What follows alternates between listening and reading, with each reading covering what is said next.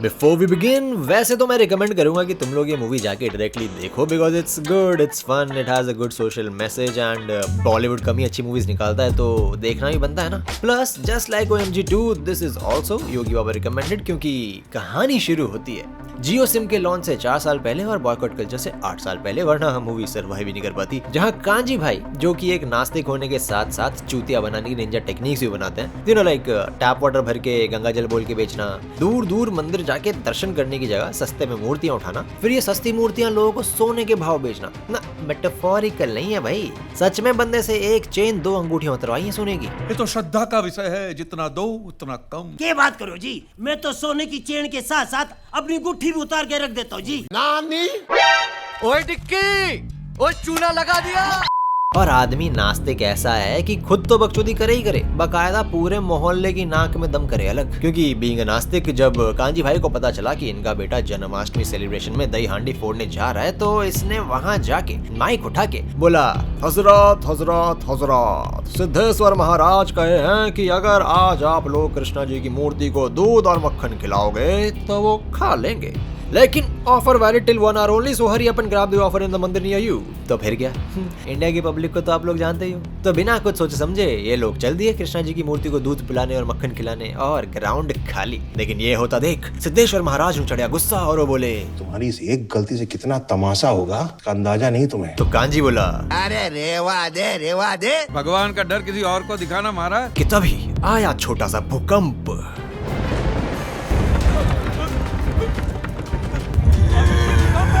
शाबाश लक्ष्मण, तूने करके दिखा दिया। हाँ बेटा, तूने कर दिया।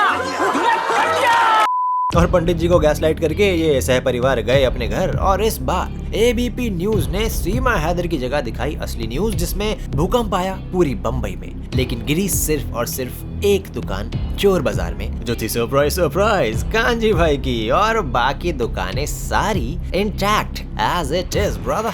अरे रेवा दे। भगवान का डर किसी और को दिखाना महाराज। That one didn't age quite so well.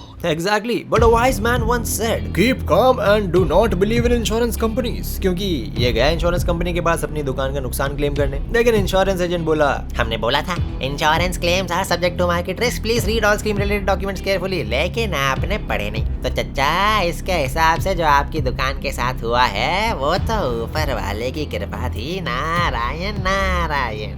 तो बधाई हो, आपको मिलेगा केला। अरे देवा, ये गड़बड़ है बाबा। तो अब कांजी के घर पे आ रहे हैं रिकवरी एजेंट्स के फोन, क्योंकि घर था गिरवी। तो इसने सोचा कि दुकान की जमीन बेच के घर बचा लेंगे, लेकिन अब वो जमीन भी कोई नहीं खरीद रहा, क्योंकि लोगों को लग रहा है कि जहाँ भगवान की मूर्तियाँ टूटी हैं वहाँ तो अब शगुनी होगा भैया। तो इन सब बातों से परेशान कांजी भाई को आया एक आइडिया, भगवान पे केस करने का।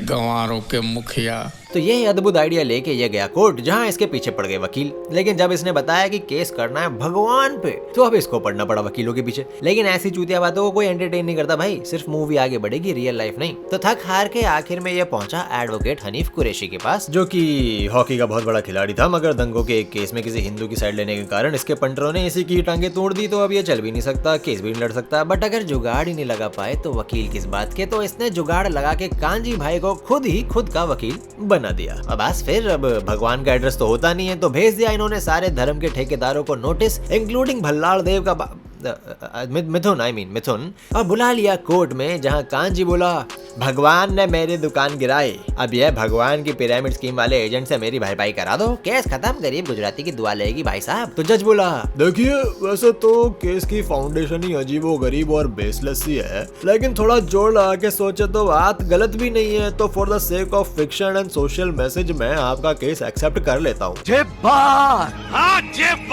लेकिन ऐसे कैसे, इंडिया है भाई, यहाँ रहते हुए धर्म के ठेकेदारों पे सवाल कर कैसे दिया है?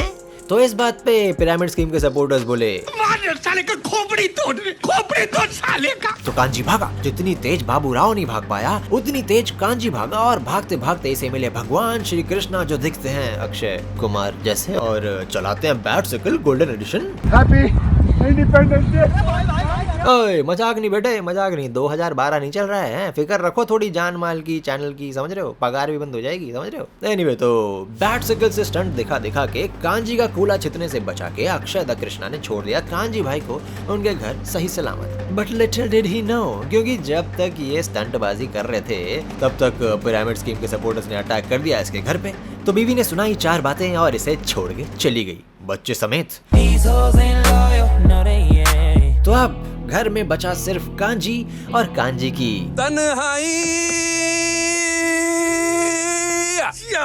तो गम मिटाने के लिए उठा ली दारू। दारू नहीं रे बाबा, दवाई है। ठीक है। कि तभी वहां आए कृष्णा वासुदेव यादव, जिसने खरीद लिया कांजी का घर। मगर भगवान है ना, तो काइंड तो होंगे ही। तो बोले, जब भगवान से आपके वो एक्ट ऑफ गॉड वाले पैसे वापस आ जाएंगे तो इस घर के जितने बनते हैं वो मुझे वापस दे देना। मैं तो तेरे को हरामी समझता था, तू तो राम निकला रे, देव मानुस निकला। हमें नहीं, मतलब अगर ऐसी सिचुएशन में कोई आदमी मेरा घर खरीद के मुझे भी उसमें रहने की परमिशन दे दे तो भाई मैं भी उसे सच में भगवान नहीं मान लेता यार। मतलब यू नेवर नो। खैर, तो अब चारों तरफ चर्चा है कांजी भाई की, क्योंकि बंदा कुछ ज्यादा ही अनोखा खेल खेल गया। तो अब एक्ट ऑफ गॉड के चलते जितने भी लोगों का नुकसान हुआ था काफी सालों से, सारे के सारे आ गए वकील हनीफ कुरैशी के पास ताकि कांजी भाई से अपना केस लड़वा सके। क्या बात है बेटे, देख रहे हो, ये है असली गुजराती। बंदे ने अपने ही केस में नया धंधा स्टार्ट कर दिया ब्रो। ये ऐसे लोग बनते हैं शार्क टैंक की मछली। बट एनीवे, तो अब भगवान पे मूवी बना रहे हो तो सिर्फ हिंदूज को तो टारगेट कर नहीं सकते ना, नहीं तो सबसे पहली बात तो भैया देश निकाला हो जाएगा। और दूसरी बात, जब दिक्कतें देखोगे तो सभी की देखोगे ना, क्योंकि बकचोदियां तो हर जगह ही होती है ना। तो इसी बात पे थोड़ा सेक्युलरिज्म बनाए रखने के लिए अब डिफरेंट फ्रेंचाइजी के रिप्रेजेंटेटिव्स को बुलाया कोर्ट में, depending on every other case जो कांजी ने उठाया। तो कोर्ट हैरान, और for the first time in history आज कोर्ट ने मांगी तारीख। इतने सारे केसेस को स्टडी करने के लिए इस कोर्ट को कुछ और वक्त चाहिए। नोनी चड्ढा समझाओ इसे, समझाओ। तो अब नेचुरली बात और फैली, पब्लिसिटी और हुई और कांजी फेमस। मतलब इतनी अटेंशन की कभी कभी लगता है ये सीमा हैदर है। तो अपने इस new found verified blue tick को देख के कांजी पहुंचा अपनी फिल्म के नाम वाले शो में, जहां इसने बताई कुछ काम की बातें कि कैसे आजकल मंदिर, मस्जिद, चर्च वगैरह में हर दूसरे गली नुक्कड़ में मिलने वाले भगवान की पिरामिड स्कीम सपोर्टर्स ने लोगों की फेथ को धंधा बना रखा है, एंड कैसे people fail to notice this. But now ये सारी सोशो पॉलिटिकल बातें करके कांजी बन गया hero, and people are also convinced. होता है भाई, मूवी में ऐसे होता है। लेकिन पिक्चर अभी बाकी है मेरे दोस्त। तो अगली हियरिंग में कांजी भाई गए कोर्ट और एक्सप्लेन किया एक और मंदिरों का स्कैम, कि कैसे ऑफरिंग के नाम पे भगवान की मूर्तियों पे डाल डाल के कितना सारा दूध, कितना तेल, कितनी मोमबत्तियां, कितने फूल, कितने कपड़े और ना जाने क्या क्या वेस्ट होता है, which can be and should be used to help the poor and needy people in our country. लेकिन वंस अगेन ये सारी बातें सोशल मीडिया और डिबेट में अच्छी लगती हैं। कोर्ट में कितने भी वैलिड आर्गुमेंट कर लो, बिना प्रूफ के तो कुछ होगा नहीं भैया, क्योंकि ये अंधा कानून है ब्रो। मोतियाबिंद से सड़ चुकी है इसकी आंखें। तो मंदिर के लॉयर ने मांगा सबूत। तो अब कांजी भाई को प्रूव करना होगा कि इसकी दुकान भगवान ने ही गिराई है, वो भी in writing, on paper brother, on paper. तो कोर्ट ने दिया 1 महीना और अक्षय द कृष्णा ने दी भगवत गीता, होली बाइबल और Quran, and we know very well what will happen next. तो किताबें पढ़ते पढ़ते आ गई तारीख और कांजी भाई गए कोर्ट और जाके पूछा सीधा सवाल, आई मीन स्प्राइट भी गया था, कि क्या धार्मिक ग्रंथों में लिखी सारी बातें सच हैं? मिथुंदा बोले 100%। So this is equation 1। तो कांजी बोला, हर धर्म के ग्रंथों में लिखा है कि दुनिया भगवान ने बनाई है, तो दुनिया में जो भी होगा वो भगवान का ही किया कराया होगा। एंड सिंस इक्वेशन 1 से इक्वेशन 2 प्रूव होती है, तो हेंस प्रूव्ड कि मेरी दुकान भगवान ने ही गिराई है। Oh my God. तो भैया अब देखो कांजी भाई की कोशिश तो अच्छी थी, लेकिन technically you can not really use any religious script as a proof in the court, सिर्फ रेफरेंस की तरह यूज कर सकते हो। तो कांजी भाई केस कैसे जीत पाते ये तो भगवान ही जाने। लेकिन इससे पहले बात आगे बढ़े, भाई साहब बोले, और एक और बात, OMG 2 में मेरे को अक्षय कुमार की लुक नहीं पसंद आई। गंवारों के मुखिया, भैया तेरे चूल्हे में गिली लकड़ी भरी है, फूंक रहा हूँ, जलती नहीं है, समझता नहीं है। तो बस होना क्या था, आ गया अमेरिकी का अटैक, पड़ गया लकवा। सो कट टू ICU, जहाँ पे भगवान ने करा और हो गए कांजी भाई ठीक। तो इसी बात पे दिखाया अपना असली रूप, जिसे देखकर हो गया नास्तिक कांजी का आस्तिक। हाँ, तो सवाल है कि अगर एक बंदा एक धर्म से दूसरे धर्म में जाता है तो उसे कन्वर्जन कहते हैं, मगर जब एक नास्तिक आस्तिक हो जाए तो उसे क्या कहेंगे? हैं? कमेंट से बताओ। हम काम सिर्फ पैसों के लिए करते हैं। ठीक है, सो मिरेकल के बाद आईसीयू में हुई डीप लॉजिकल कॉन्वर्सेशन जो आज होती तो ये मूवी रिलीज ही नहीं हो पाती।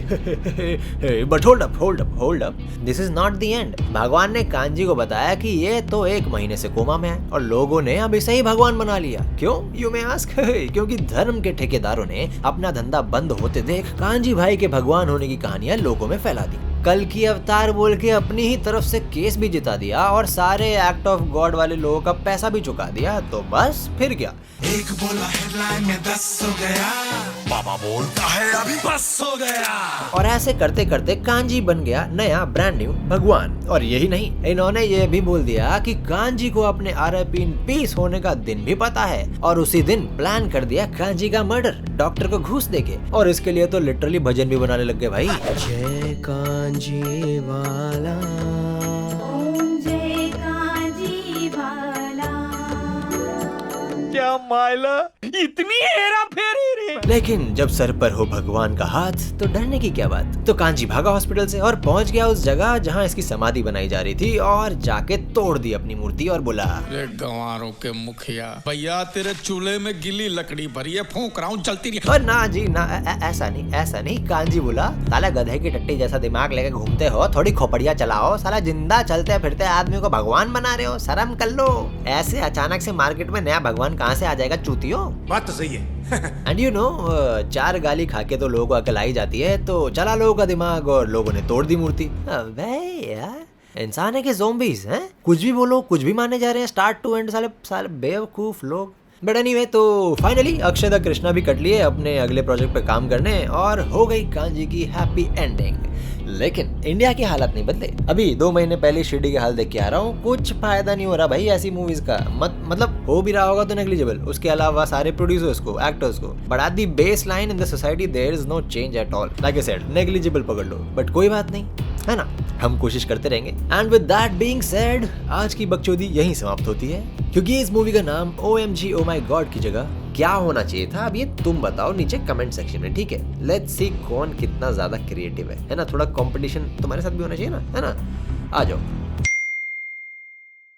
एंड देन अगेन, वीडियो पसंद आई हो तो लाइक कर देना, ज्यादा पसंद आई हो तो शेयर कर देना। एंड जब यहाँ तक इतनी मेहनत करके आ ही गए हो, इतनी मेहनत से वीडियो देख ही रहे हो, तो अपनी मेहनत की थोड़ी कदर करते हुए चैनल को सब्सक्राइब भी कर लो, है ना? मतलब हमारी तो करते नहीं, अपनी मेहनत की कदर कर लो। So, see you in the next video, bitches.